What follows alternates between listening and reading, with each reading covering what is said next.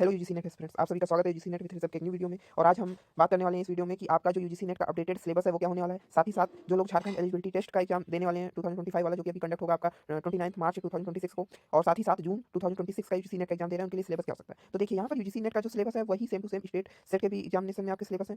Jharkhand eligibility test के आपका जो नोटिफिकेशन जारी हुआ था उसमें लिखा था कि एज इट इज जैसे कि यूजीसी नेट का सिलेबस है उसी बेस पे हम एग्जामिनेशन लेंगे। उन्होंने अपना सिलेबस अलग से कोई जारी नहीं किया। तो अब बात आ जाती है कि इसका सिलेबस क्या है। तो देखिए, यूजीसी नेट में आपके मेनली दो पेपर होते हैं। पेपर वन जिसमें आपकी टोटल 10 यूनिट्स होती हैं, जो सभी के लिए सिमिलर होती हैं, सेम होती हैं, चाहे वो किसी भी सब्जेक्ट से यूजीसी नेट का पेपर दे रहे हो। और साथ ही साथ पेपर टू आपका सब्जेक्ट डोमेन का पेपर होता है, यानी कि आप जिस भी सब्जेक्ट से मास्टर्स किए हुए हैं या कर रहे हैं उससे आप देते हैं।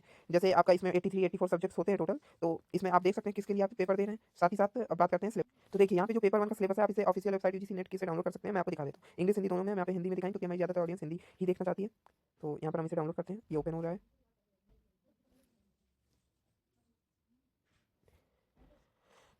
देखिए, यहाँ पर आपका पेपर वन का जो सिलेबस है वो पूरा का पूरा ओपन हो चुका है। ये है आपका पूरा सिलेबस, जिसमें पहला आपका रिसर्च एप्टीट्यूड, टीचिंग एप्टीट्यूड है, पहली यूनिट, जिसमें आपकी ये सभी टॉपिक हैं। अभी मैं आप हिंदी में देख लीजिए, फिर इंग्लिश में भी दिखाता हूँ। और कुछ चीज़ें तो इंग्लिश में ज़्यादा सही रहती हैं। तो यूनिट टू अभी रिसर्च एप्टीट्यूड है, यूनिट थ्री में रीडिंग कम्प्रेंशन होता है, और यूनिट फोर आपका कम्युनिकेशन संप्रेषण होता है, यूनिट फाइव गणितीय तर्क और अभिव्यक्ति है, यूनिट सिक्स युक्ति तर्क। आप यूनिट फाइव और यूनिट सिक्स को एक ही मान सकते हैं। मेनली यहाँ पे मैथ प्लस रीजनिंग के कॉन्सेप्ट होते हैं। मैथ और कम होती है, रीजनिंग होती है मेनली, और लेकिन वो रीजनिंग मैथ बेस्ड हो सकती है, इस बात को इग्नोर नहीं करना है। यूनिट सेवन में आंकड़ों की व्याख्या यानी कि डीआई आती है आपकी, एक डीआई आती है जिसमें 5 क्वेश्चन होते हैं। तो डीआई की प्रैक्टिस अभी से करते रहिए। यूनिट सेवन में आंकड़ों की व्याख्या मैंने आपको बता दिया, डीआई है। यूनिट एट आईसीटी, सूचना और संचार प्रौद्योगिकी, इसमें आपका मेनली कंप्यूटर का पार्ट आता है, मेमोरी वगैरह, और जितना भी मतलब आपका मतलब एजुकेशन सेक्टर में किस तरीके से इंटरनेट वगैरह यूज हो रहा है, ये सब मेनली होता है।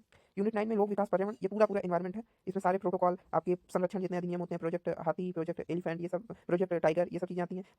राष्ट्रीय उद्यान, वन्य जीव अभ्यारण्य, ये सब भी इसमें पूछा जाता है। आर्द्रभूमि स्थल, ये सब चीज़ें, वेटलैंड्स, ये सब पूछा जाता है। साथ ही साथ इन सीटू एस अभी उस पर भी बात करेंगे। अभी जो रिसेंट आपका दिसंबर 2025 का पेपर हुआ है, उसमें 6 ऑफ दिसंबर 2026 के पेपर में, सॉरी 6 जनवरी 2026 को जो एग्जाम कंडक्ट हुआ फर्स्ट शिफ्ट में पॉलिटिकल साइंस का, उसके पेपर वन में आपसे पूछा गया था कौन से इन सीटू और एक्स सीटू के एग्जांपल्स हैं। तो इस टाइप से डायरेक्ट भी क्वेश्चन आते हैं, इन चीज़ों को बिल्कुल इग्नोर नहीं करना। यूनिट 10 में आपका हायर एजुकेशन, उच्च शिक्षा प्रणाली, इसमें आपकी सारी यूनिवर्सिटी आती है, ओपन यूनिवर्सिटी आती है, स्वयं स्वयं प्रभा, उसके कोऑर्डिनेटर्स, कोऑर्डिनेट्स, ये सब चीज़ें आती हैं इसमें। इसमें एंशिएंट यूनिवर्सिटी भी आती है और मॉडर्न यूनिवर्सिटी भी आती है। न्यू एजुकेशन पॉलिसी आती है, ओल्ड एजुकेशन पॉलिसी आती है, जो भी मतलब आपका हायर एजुकेशन से मेनली रिलेटेड टॉपिक्स होते हैं वो इस यूनिट में आपके कवर होते हैं। अब यहाँ पर आपको टोटल 10 यूनिट्स है। हर एक यूनिट से आपके 5 क्वेश्चन आते हैं। टोटल आपके क्वेश्चन होते हैं 50 और नंबर होते हैं 100। यहाँ पर हर एक क्वेश्चन आपका 2 नंबर का होता है। निगेटिव मार्किंग नहीं होती है, चाहे वो यूजीसी नेट के एग्जाम की बात करें या फिर झारखंड एलिजिबिलिटी टेस्ट की बात करें, अभी तक यहाँ पे नहीं है।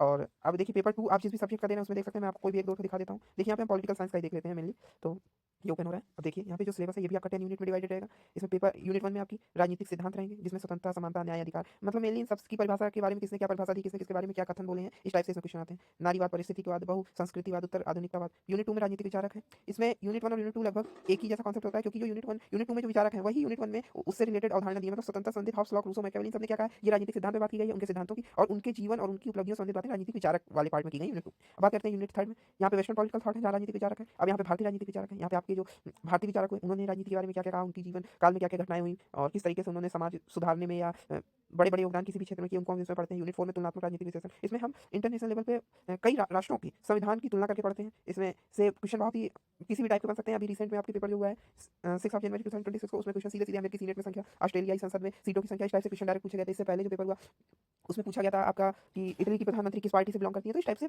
डायरेक्ट फैक्ट बेस्ड क्वेश्चन भी आते हैं, और बाकी एक आपका कंपैरिजन करते हुए, तुलना करते हुए भी क्वेश्चन आते हैं। और यूनिट फाइव में इंटरनेशनल रिलेशन है, अंतर्राष्ट्रीय संबंध, इसमें हम पूरा इंटरनेशनल घटनाक्रम पढ़ते हैं। यूनिट सिक्स विदेश नीति, इसमें भारत की विदेश नीति और देशों के लिए कैसी रही, उनके और देशों से संबंध कैसे रहे, इन सब चीज़ों को पढ़ते हैं।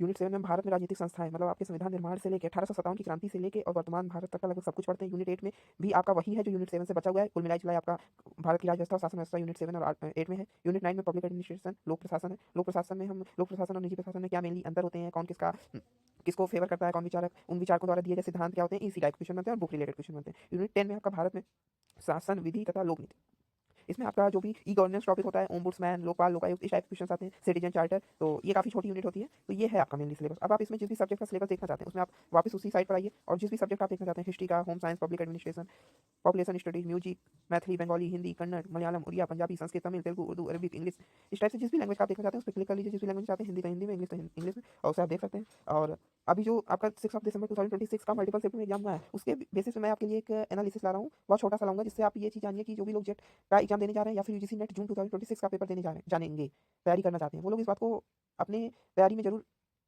शामिल करें कि किस तरीके से हम तैयारी करें और एक बेहतर स्कोर करें, क्योंकि यूजीसी नेट हर बार अपना एग्जाम पैटर्न बदल देता है, हर बार क्वेश्चन पूछने का तरीका बदल देता है। नेक्स्ट वीडियो में हम डिस्कस करेंगे कि उसने सब्जेक्ट पेपर 2 में किस टाइप से क्वेश्चन पूछे, पेपर 1 में किस टाइप से क्वेश्चन पूछे, फैक्ट बेस्ड पूछे कि मल्टीपल स्टेटमेंट बेस्ड पूछे, तो क्रोनोलॉजी का क्या रहा, असर्शन एंड डिसीजन का क्या रहा, तो इस सभी विषय पर हम चर्चा करेंगे। तो वीडियो में जुड़े रहिए, चैनल को सब्सक्राइब कर लीजिए और बेल आइकन प्रेस कर लीजिए, और अगर वीडियो अच्छा लगा तो वीडियो को लाइक करिएगा, अपने दोस्तों के साथ शेयर करिएगा। मिलते हैं अगले वीडियो में एक डिटेल्ड एनालिसिस के साथ कि आगे की हमारी रणनीति क्या हो। Thank you.